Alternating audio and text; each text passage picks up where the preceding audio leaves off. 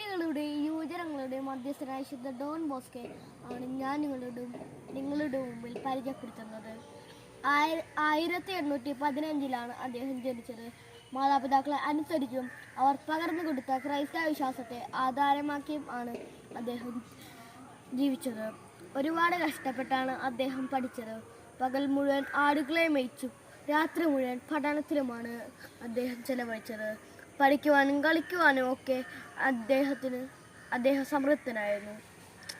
കുട്ടികളെയും യുവജനങ്ങളെയും യേശുവിന് വേണ്ടി നേടുക എന്നതായിരുന്നു കുഞ്ഞുനാൾ മുതൽക്കേ അദ്ദേഹത്തിൻ്റെ ലക്ഷ്യം. ചെറിയ ചെറിയ കളികളിലൂടെയും മാജിക് കളിയിലൂടെയും അദ്ദേഹം കുട്ടികളെയും യുവജനങ്ങളെയും തന്നിലേക്ക് ആകർഷിച്ചു. അങ്ങനെ അടുത്തു വരുന്ന കുട്ടികളെയും യുവജനങ്ങളെയും അദ്ദേഹം ഈശോയെക്കുറിച്ച് പറഞ്ഞു കൊടുത്തു, നല്ല മാർഗങ്ങൾ പഠിപ്പിച്ചു കൊടുത്തു. അദ്ദേഹത്തിന് 9 വയസ്സുള്ളപ്പോൾ അദ്ദേഹം ഒരു സ്വപ്നം കണ്ടു. തൻ്റെ ചുറ്റും കുറേ കുട്ടികളും യുവജനങ്ങളും തൻ്റെ ചുറ്റും നിൽക്കുന്നതും ഒരു ദിവ്യ പുരുഷൻ അവരെ തന്നിലേക്ക് അടുപ്പിക്കണമെന്ന് ആവശ്യപ്പെടുന്നത്, ഒരു സ്ത്രീ അതിന് സാക്ഷ്യം വഹിക്കുന്നതും അവൻ ഇത് പോയി തൻ്റെ അമ്മയോട് പറഞ്ഞു. വൈദികൻ ആകാനുള്ള അവൻ്റെ വിളിയെ അമ്മ തിരിച്ചറിഞ്ഞു. കുറേ നാളുകൾക്കും ശേഷം അദ്ദേഹം സെമിനാരിയിലേക്ക് ചേർന്നു.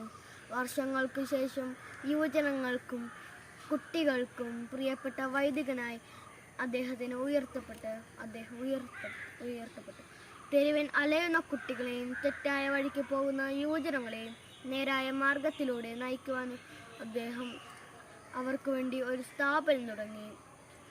ക്രിസ്തുവിനോടുള്ള സ്നേഹത്തായാലും തീക്ഷ്ണതയാലും ജീവിച്ച ആ വിശുദ്ധൻ ഒരു സന്യാസഭ ആരംഭിച്ചു. സലേക്ഷൻ സഭ ശിക്ഷയേക്കാൾ ക്ഷമയുമായിരുന്നു അദ്ദേഹത്തിൻ്റെ മുഖമുദ്ര. യേശുവിൻ്റെ അൾത്താരയിൽ വണങ്ങുന്ന ഈ വിശുദ്ധൻ ഇന്ന് നമ്മളോട് പറഞ്ഞു വയ്ക്കുന്ന ഒന്നുണ്ട്: നിന്നാൽ കഴിവുള്ളത് നീ ചെയ്യുക, ബാക്കി ഈശോയും മാധവൻ ചെയ്തുകൊണ്ട്. നന്ദി.